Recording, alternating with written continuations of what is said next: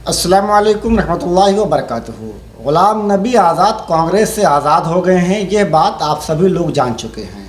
सियासी माहिरीन अपने अपने अंदाज में उनके इस्तीफ़े की अलग अलग वजूहात बयान कर रहे हैं, लेकिन ख़ुद ग़ुलाम नबी आज़ाद ने अपने इस्तीफ़े की वजह बहुत साफ़ नहीं की है।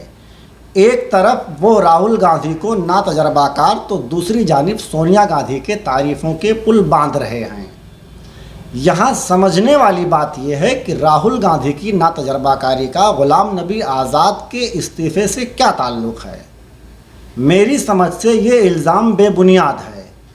यह इल्ज़ाम बेबुनियाद इसलिए है क्योंकि कांग्रेस पार्टी की कमान फ़िलहाल सोनिया गांधी के पास है, जबकि ग़ुलाम नबी आज़ाद के बारे में पूरा मुल्क जानता है कि वो सोनिया गांधी के बहुत ही करीब थे। ऐसे में अगर राहुल गांधी से किसी मसले पर अदम इत्तेफाक था तो इसके लिए सोनिया गांधी से रुजू करना चाहिए था। आखिर इस्तीफ़ा देने की क्या ज़रूरत थी। इस सिलसिले में इमरान प्रतापगढ़ी ने इल्ज़ाम आयद किया है कि ग़ुलाम नबी आज़ाद का इस्तीफ़ा वज़ीर आज़म नरेंद्र मोदी के आंसुओं की एक कीमत है। कौन मना कर रहा है? आपको लग रहा है कि ग़ुलाम नबी आज़ाद डर कर उन्होंने कांग्रेस पार्टी छोड़ी है किसी से?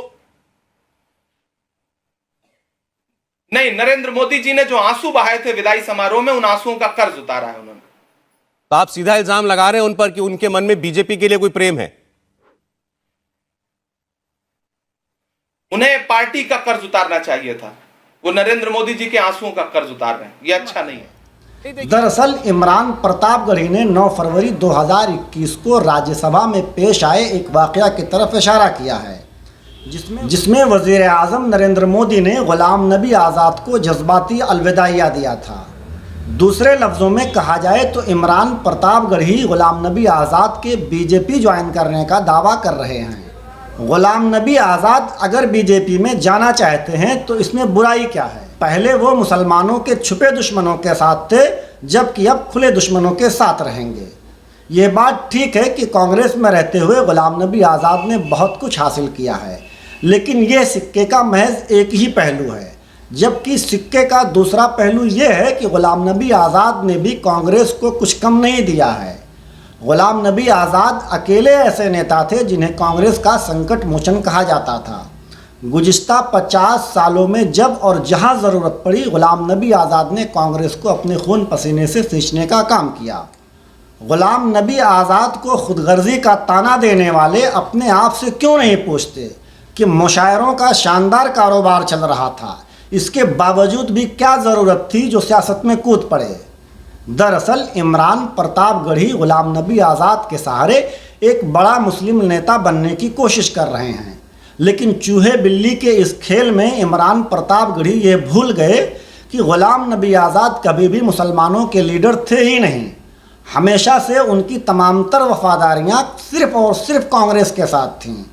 उन्होंने कभी भी बहैसियत एक मुस्लिम लीडर मुस्लिम मसाइल में कोई इंटरेस्ट नहीं दिखाई। जब भी मुसलमानों से जुड़े किसी मसले पर उन्होंने बात की तो उसमें सरफ़हरिस्त कांग्रेस ही रही। और ग़ुलाम नबी आज़ाद ही क्यों, किसी भी नाम नहाद सेकुलर पार्टी का सियासी लीडर पहले वो अपनी पार्टी का तर्जमान, बाद में मुसलमान होता है। अब रहा ये सवाल कि ग़ुलाम नबी आज़ाद कितने बड़े मुस्लिम लीडर हैं, डिस्क्रिप्शन में दिए लिंक पर जाकर 2021 का यह मेरा आर्टिकल पढ़ लीजिए। उम्मीद है कि मामला साफ़ हो जाएगा। हाँ, एक सवाल ज़रूर है कि ग़ुलाम नबी आज़ाद के चले जाने से कांग्रेस का क्या होगा। तो मेरे ख़्याल में गांधी परिवार की मिल्कियत बन चुकी कांग्रेस पार्टी का ख़त्म होना ही इस मुल्क के लिए बेहतर है। आखिर कब तक कांग्रेस पार्टी फ़र्जी सेकुलरिज्म के नाम पर अक़लियतों के साथ नाइंसाफ़ी करती रहेगी। आज बस इतना ही। अगर अभी तक आपने हमारा चैनल सब्सक्राइब नहीं किया है तो फ़ौरन कर लीजिए और फेसबुक पेज को भी लाइक करके हमारी इस सियासी बेदारी मुहिम का हिस्सा बने। शुक्रिया।